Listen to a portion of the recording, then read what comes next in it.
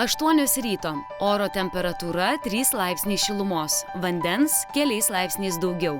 Tina atlieka savo rytinį ritualą. Lengvai nubėgusi 10 km, ji panyra į ledinį ežero vandenį. Kaip vandenukas? Ne vasariškas, bet geras. Bet netrodai sušalus.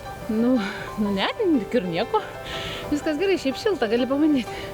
Neturiu tokio noro siekti rekordo ir ten nerti į eketę. Bet jeigu aš šiaip noriu gero sporto ir tokios atgaivos pasimaudimo, tai man nelabai iš ten gilinusi tą temperatūrą.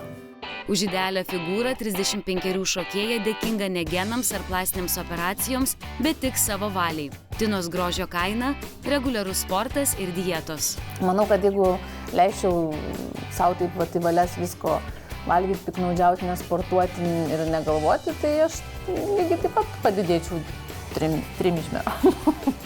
Tina 5 metus nevalgo mėsos, vengia riebalų, miltinių produktų, alkoholio, nerūko.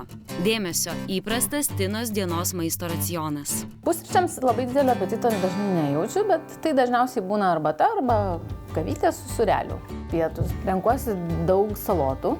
Tai yra visokios rūkalos, mocarelos salotos, parmezano sūrių salotos, tokios lenkos, gaivios. Labai mėgstu trintas sriubas, irgi taip atradusi esu. Po 6 valandų vakaro Tina sako iš viso nevalganti. Išimtis vaisiai, uogos arba daržovės. Man smagus yra jausmas nepersivalgyti. Man smagu ir aš galbūt vadovaujuosi atsistoti nuo stalo šiek tiek alkana. Paklausus vardan ko ji taip saviriboja, Tina atsako. Scena myli lieknus ir gražius žmones.